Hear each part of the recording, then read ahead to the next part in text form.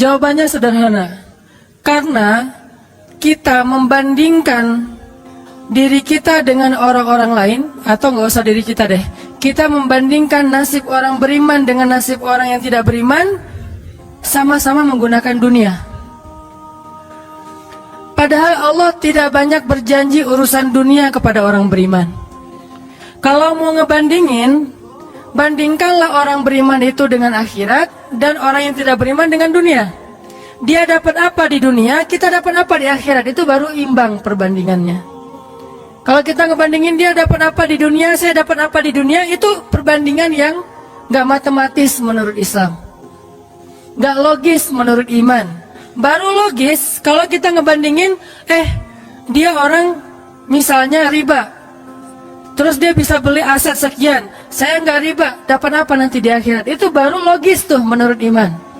Cuman kalau kita hitung-hitungan, dia kok mengawali usahanya dengan cara riba, saya dengan cara yang lebih syar'i, kok dia dapat sekian aset, saya enggak. Ini secara hitung-hitungannya aja pertanyaannya udah salah, sehingga tidak ada jawaban. Jadi kalau pertanyaannya udah salah, tidak ada jawaban. Makanya yang harus diperjelas dulu pertanyaannya, baru nanti ketemu jawabannya. Saya mau sharing sebuah kisah nih tentang dua orang laki-laki Bani Israel. Satu ahli surga, satu ahli neraka. Yang satu mukmin, yang satu kafir. Yang kedua laki-laki ini juga sempat dikisahkan oleh Allah di dalam surat Al-Kahfi. Nanti teman-teman yang rajin baca Al-Kahfi pada hari Jumat bisa cek tuh. Salah satu kisah di surat Al-Kahfi itu kisah dua laki-laki Bani Israel, yang satu kaya, yang satu miskin, yang satu kafir, yang satu mukmin. Ceritanya dua orang laki-laki Bani Israel ini sama-sama Allah karuniai rezeki sebanyak 4.000 dinar. Sekarang 1 dinar itu kurang lebih sekitar 2,5 juta. Jadi ada 4.000 di dinar. Lalu laki-laki kaya, laki-laki kafir, laki-laki yang tidak beriman, membeli sebuah rumah yang sangat bagus di puncak bukit dengan view yang luar biasa, dengan harga 1.000 dinar. Sehingga kemudian dia datang kepada temannya yang mukmin, dia bilang, "Hei, yuk ke rumah saya tunjukin rumah baru saya." Datang nih ke rumah baru laki-laki yang tidak beriman. Pas ngelihat dari gerbangnya luar biasa, tamannya luas, ada rusanya, ada kijangnya, ada marmutnya, ada segala macamnya, ada onta, ada kuda, lengkap aja tuh. Ini rumah atau kebun binatang ya? Pokoknya rumahnya keren aja. Terus laki-laki beriman nanya, "Ini rumah baru?" "Ya." "Berapa kamu belinya?" 1.000 dinar. "Bagus kan?" "Bagus." "Ya udah kamu beli atau 1.000 dinar. Ini rumah kayak gini banyak nih masih dijual." Akhirnya laki-laki mukmin ini pulang. Malam harinya dia sholat, kemudian dia berdoa, "Ya Allah, sahabat saya sudah membeli sebuah rumah yang besar, rumah yang bagus dengan harga 1.000 dinar. Maka besok saya ingin membeli itu di surga dengan cara bersedekah 1.000 dinar. Maka berikanlah untuk saya rumah yang lebih bagus di surgamu ya Allah." Dia sedekah 1.000 dinar. Lalu besoknya ketemu sama temannya yang tidak beriman, nanya, "Udah beli rumah?" "Udah." "Di mana?" "Nggak dekat dengan rumah saya, jauh," kata dia. "Di mana itu?" "Di surga." "Hah? Caranya gimana?" "Sedekah." "Wah, kamu mah orangnya fanatik lah, istilahnya sok soleh lah, apalah segala macam, Pak Haji." Diledekin aja tuh. Diledekin. Taulah yang udah hijrah kan gitu ya, suka ada istilah-istilah ngeledekin. Ya udah hijrah, anak masjid, apa istilah-istilahnya. Diledekin gara-gara dia bersedekah 1.000 dinar. Sebagai ganti temannya yang membeli 1.000 dinar itu bisa beli rumah yang besar. Diledekin terus. Setelah berlalu sekian lama, kemudian laki-laki yang pertama ini yang tadi tidak beriman nikah. Istrinya tuh cantiknya luar biasa, usianya ABG, cantik. Setelah selesai dia lamar, nikah, pas hari pernikahan ngundang temannya yang beriman. Datang ya ke acara pernikahan saya. Acaranya tuh weddingnya itu ada IO-nya, IO terkenal, paling terkenal di situ. IO Bani Israel. Paling. Jadi wedding bukan IO ya, wedding organizer-nya Bani Israel. Kan orang Bani Israel mah orang Yahudi ini kalau bikin acara tuh luar biasa ya. Kayak mereka bikin Tomorrowland segala macam kan. Jadi bikinlah wedding organizer ini bikin acara wedding yang luar biasa, menghabiskan berapa? Kalau sekarang mungkin di TV-TV itu suka diumumin biaya weddingnya itu berapa miliar kan, suka gitu tuh. Nah dia ngumumin. Atau kalau nggak dia ngumumin pun orang-orang bilang, tahu nggak itu acaranya habis berapa? 1.000 dinar. Dengan di Al-Quran surat As-Saffat, dialog antara penduduk surga dan penduduk neraka. Inilah teman-teman matematika untuk mengukur siapa lebih beruntung. Sehingga kita tidak perlu bertanya, kenapa? Why? Saya udah hijrah kok makin susah hidup saya. Dunia itu, akhirat enggak. Kalau kita mengukur amal kita hanya dengan dunia, kita bakal sering kecewa karena Allah tidak menilai dunia ini bahkan lebih ringan daripada 11 sayap nyamuk. Seandainya kata Nabi dunia ini di mata Allah ada harganya, pasti Allah nggak mau ngasih dunia kepada orang yang tidak beriman, nggak mau. Berhubung dunia ini tidak ada nilainya, Allah kasihlah kepada orang yang tidak beriman. Sedangkan yang bernilai, Allah simpan untuk orang yang beriman dan sabar. Pakai kacamata Rabbani, cara pandang Allah Subhanahu wa Ta'ala. Sehingga ketika kita hijrah, kita minta tolong kepada Allah urusan dunia, tetapi kita yakin kalau kita istiqomah, ikhlas, maka di akhirat wa ma indallahi khair. Itu harus jadi mantra yang kita ulang-ulang tuh. Kalau teman-teman lagi cemburu dengan dunia seseorang, bilang wa ma indallahi khair. Apa yang ada di sisi Allah lebih baik. Udah gak jadi cemburu tuh. Saya pakai itu sebagai terapi buat diri saya sendiri. Kalau saya lagi ada rasa kayak kepengen apa yang orang punya, ada rasa iri, ada rasa cemburu, ada rasa kayak merasa orang lain lebih beruntung dari kita, saya selalu pakai mantra wa ma indallahi khair, wa ma indallahi khair, wa ma indallahi khair. Sehingga hilanglah rasa cemburu itu. Apa yang ada di sisi Allah lebih baik, apa yang ada di sisi Allah lebih baik, apa yang ada di sisi Allah lebih. Walal akhiratu khairul laka minal ula, wal akhiratu khairu wa abqa. Akhirat lebih baik bagimu dan daripada dunia. Akhirat lebih baik dan lebih kekal. Itu aja yang kita ulang-ulang mantranya. Wa ma indallahi khair. Udah aja senyum. Kita yang istiqomah gini-gini aja, orang lain yang tidak istiqomah, yang sudah melenceng jadi gitu. Ya udah, apa yang di sisi Allah lebih baik. Ada yang gara-gara misalnya dukun bertindak jadi nikah, kita bertindak sendiri nggak nikah-nikah misalnya ya. Ya udah aja, wa ma indallahi khair. Dan apa yang ada di sisi Allah itu bukan hanya akhirat tetapi juga dunia. Cuman Allah tidak memberikannya dalam waktu yang segera kepada mukmin karena Allah ingin melihat dulu ketabahan, kesabaran dan keistiqomahan kita. Matematika itu coba kita pakai dalam hidup.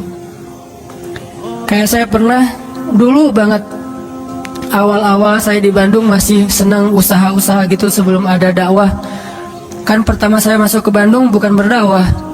Lama-lama setelah lelah berusaha akhirnya berdakwah. Karena nggak mendapatkan kebahagiaan hanya dengan harta. Kan dulu saya pernah usaha bisnis pulsa yang saya pernah cerita. Ada 60 cabang pulsa saya di Bandung. Terus naik lagi bisnis jual beli mobil bekas. Beli jual. Terus terakhir pernah main properti walaupun nggak sampai punya klaster, sampai punya perumahan, tapi 1-2 properti beli, jual lagi, perbaiki, jual dan segala macam. Waktu itu saya sempat hampir kegoda sama teman saya yang beli beberapa aset ruko di daerah Antapani. Dulu Antapani nggak seperti sekarang, masih murah-murah tuh rukonya. Dan kan cepat banget tuh perkembangan Antapani ya. Dia beli tuh 1 ruko di Antapani dengan DP, lalu dia cicil. Nah, cicilannya ini dibayar oleh yang kontrak. Kebetulan ruko dia dikontrak oleh warung Padang. sehingga dia paling nambah-nambah dikit lah, walaupun yang nggak bisa utuh, tapi dia nambah-nambah dikit. Ini udah azan? Udah? Oh, nanti ceritanya next, insya Allah habis salat isya. Barakallah. Bismillahirrahmanirrahim. Tadi sampai di mana teman-teman? Oh iya, Antapani ya, sampai Antapani.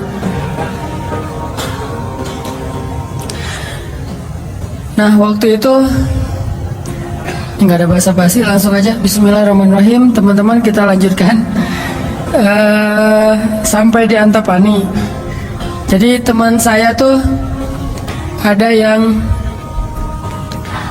investasi dengan beli salah satu ruko di Antapani dengan cara nyicil DP, terus yang bayar cicilannya itu adalah yang ngontrak. Kalau nggak utuh pun dia tambahin sedikit lah, paling nambahin 500.000 sebulan. Setelah kurang lebih 3 tahun, akhirnya itu udah lunas, dia bisa nge-DP-in lagi yang baru. Setelah sekitar 5 tahun berjalan, saya ketemu lagi sama dia. Dia bilang, ini semuanya udah ruko saya nih. Udah ada sekitar 6 ruko yang dia punya, dan setengahnya dipakai sama Alfamart, sisanya dipakai ada warung Padang, ada apa di situ. Sehingga dengan cara dia bisa cepat berkembang. Saya di awal menganggap diri saya itu agak-agak idealis. Anggapan pertama, waduh saya ini kayaknya terlalu idealis kali ya gitu. Mulai galau kan, mulai tidak istiqomah. Jangan-jangan saya terlalu kaku nih dalam agama. Lagi nyari-nyari dalil mana nih yang membolehkan gitu kan ya. Biasalah, apalagi ustadz kan bisa ngotak-ngatik gitu kan, sampai bisa menemukan dalil boleh, tapi nggak nemu. Akhirnya yang bisa menguatkan hati apa?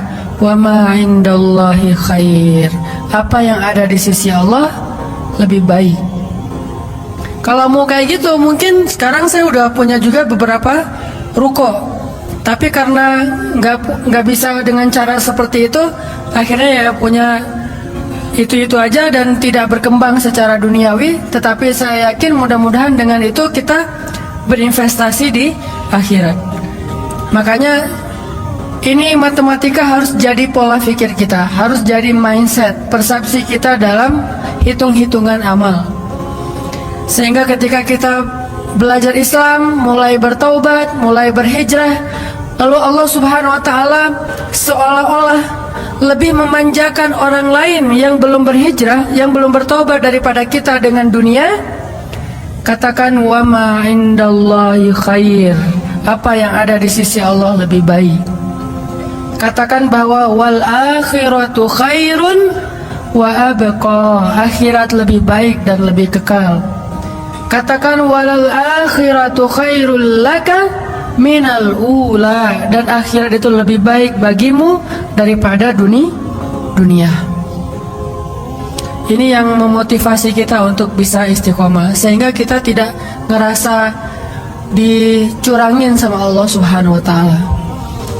Karena Allah melihat balasan akhirat itu lebih baik daripada ngebalas di dunia. Sehingga Allah kalau sayang kepada seorang hamba, Allah menyediakan akhirat lebih besar daripada dunia untuk dia.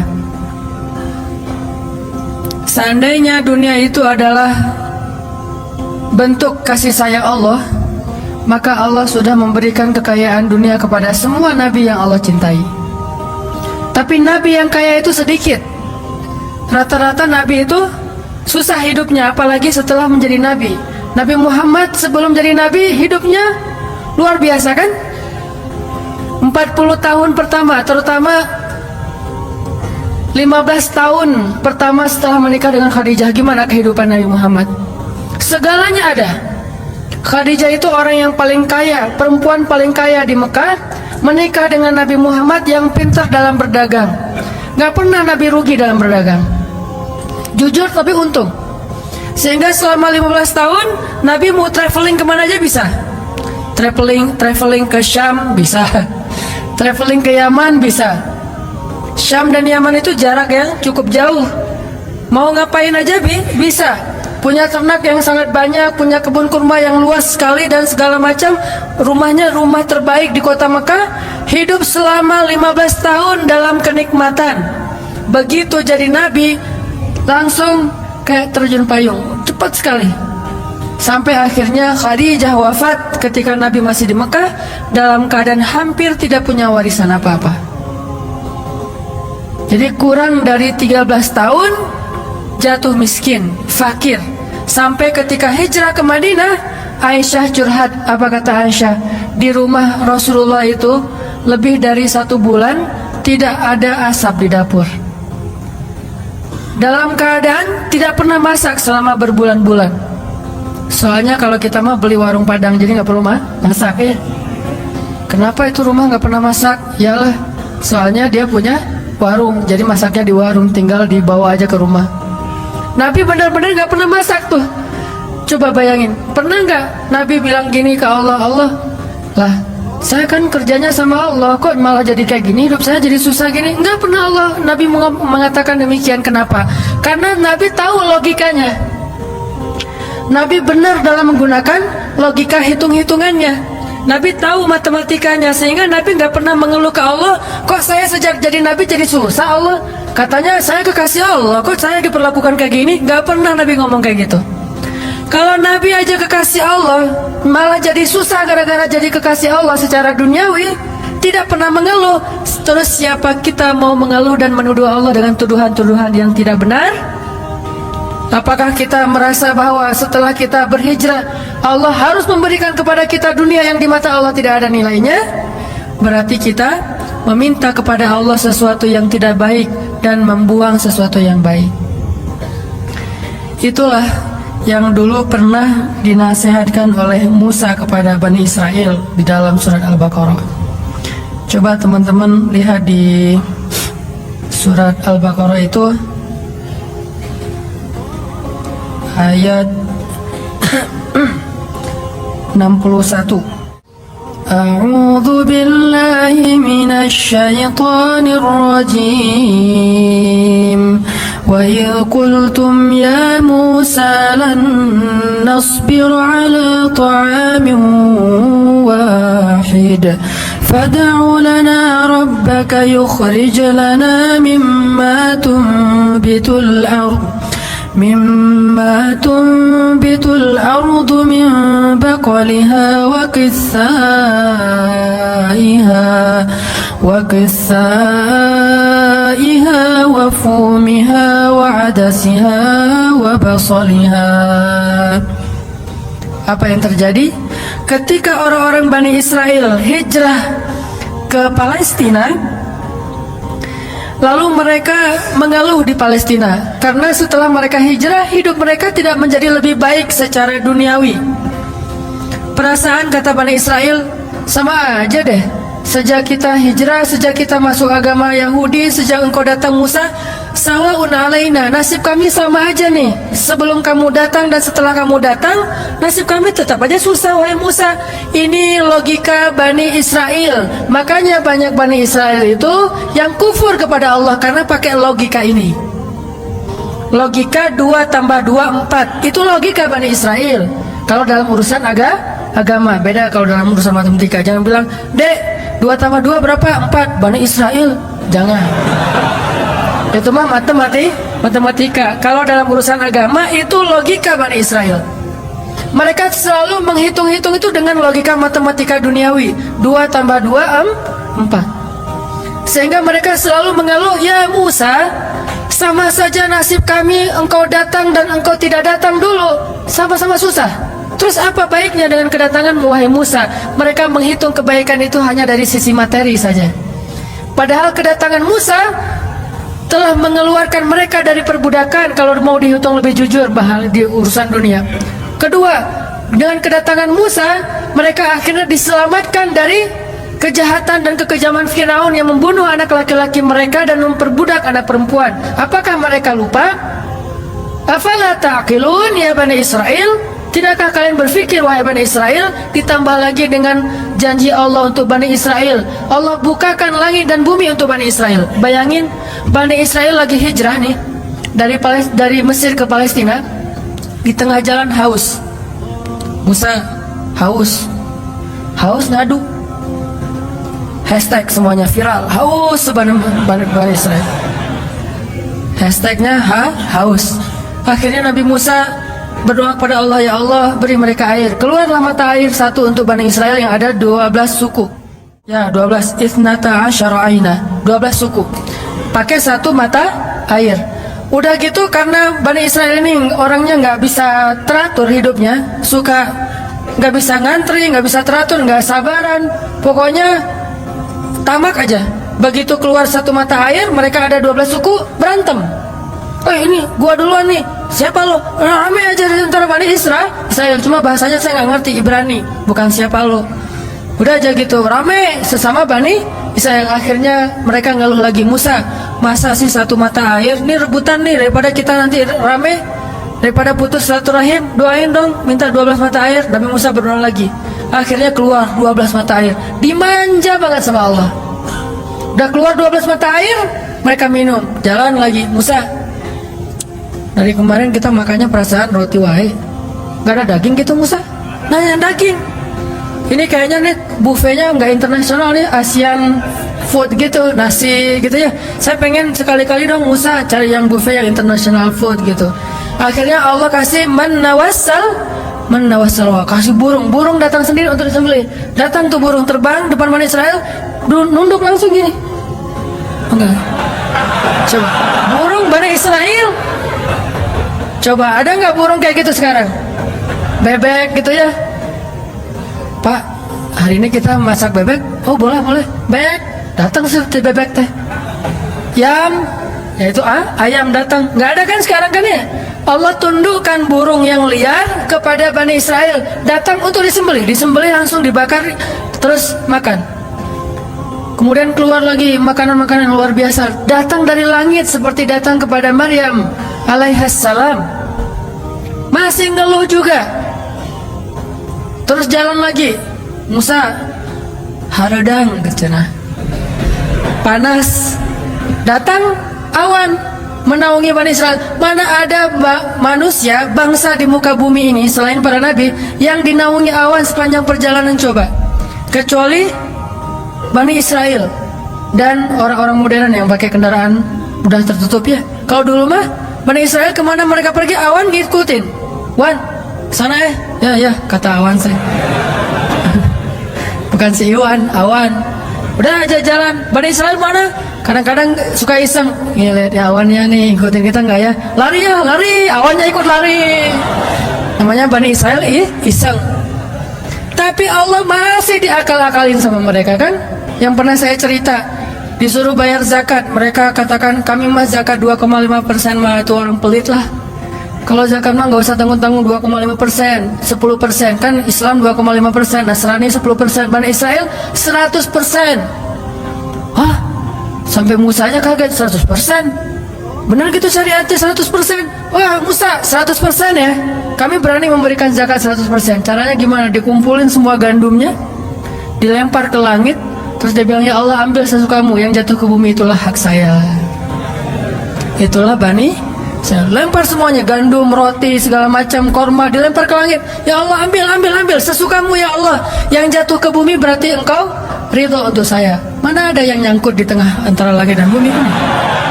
Pasti semuanya jatuh ke bumi. Oh berarti Allah nggak memerlukan itu, ya udah untuk kita aja. Yang penting kan kita udah niat nih 100%. Tapi Allah nggak mau nerima, ya udah itu akal-akalan Bani Israel. Makanya mereka ngeluh, ya Musa, di Palestina itu tidak ada sayur mayur, kami kangen makanan-makanan di Mesir. Kalau teman-teman tahu Mesir itu sebetulnya nggak tandus-tandus amat. Mesir itu ada bagian yang salju.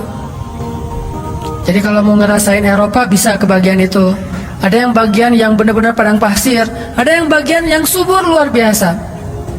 Nah, sampai mereka kangen dengan sayur-sayuran Mesir. Terus apa kata Nabi Musa? Qala tastabdiluna alladhi huwa adna billadhi huwa khair.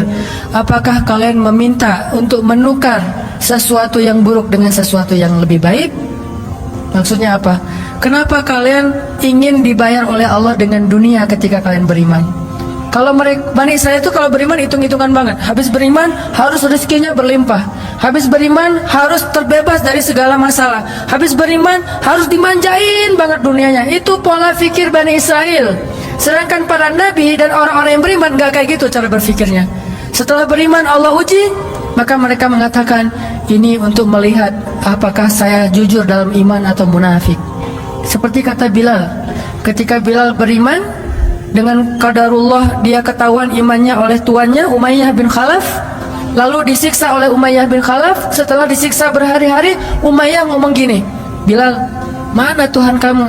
Coba lihat tuh, kamu disiksa-siksa, Tuhan kamu gak pernah ngebelain kamu, Muhammad juga gak pernah ngebelain kamu. Jadi kamu tuh sebetulnya kasihan, tinggal sendiri, gak pernah dibelain oleh siapa-siapa. Kalau gak saya nyelamatin kamu, kamu akan celaka, wahai Bilal. Apa kata Bilal? Ya Umayyah, udah gak bilang lagi Tuhan, dia mah udah beriman, gak ngomong lagi Tuhan, gak ngomong lagi gitu. Kalau saya diuji atau disiksa karena keimanan saya, itu berarti Allah ingin melihat kesabaran saya. Maka kalian akan melihat sabar saya lebih kuat daripada sabarnya orang Arab. Karena orang Arab Mekah itu terkenal dengan keteguhan dan kesabarannya. Saya akan lebih sabar daripada laki-laki Arab, dan akan lebih kuat daripada gunung Uhud. Bilal tahu itu. Jadi bukan, ya juga ya Umayyah, udah deh balik lagi aja kayak dulu. Nggak, Bilal mah nggak ngomong kayak gitu. Kan orang suka pundung gitu ya, pundung fisabilillah. Baru hijrah Allah kasih ujian pundung. Aduh, sama aja udah hijrah nggak hijrah tetap aja nggak bisa dapat jodoh. Gitu kan. Akhirnya udahlah sekalian kayak dulu aja. Aduh sama aja, ternyata udah rajin ngaji, belum kelihatan juga ke atas, masih aja nggak ada yang kecantol misalnya kan ya. Aduh udah rajin udah pindah kerjaan, tetap aja belum dapat kerjaan yang lebih baik. Kata Allah, wa may yattaqillah yaj'al lahu makhraja. Mana? Wa yarzuqhu min haitsu la yahtasib. Mana tuh? Jawabannya Allah berikan itu setelah Allah lihat kesabaran kita. Kalau Allah belum melihat kesabaran kita, Allah nggak akan kasih apa yang Allah janjikan. Karena yattaqillah bukan hanya taubat tetapi sabar, itu satu paket. Takwa itu at-ta'ah was-sabr, itulah takwa. Taat dan sabar, itulah takwa. Wa may yattaqillah, siapa yang taat lalu sabar, baru Allah janjikan yaj'al lahu makhraja wa yarzuqhu min haitsu la yahtasib. Wa may yattaqillaha yaj'al lahu min amrihi yusra wa may yattaqillaha yukaffir anhu sayyi'atihi wa yu'zim lahu ajra. Itu semua janji Allah bagi orang yang takwa, dan takwa itu taat dan sabar. Kalau taat doang tapi nggak sabar, pundung tadi, maka Allah tidak punya janji apapun dengan dia. Ini logika yang dipakai oleh Allah, hitung-hitungan matematikanya Allah Subhanahu wa taala, sehingga kita tidak kecewa.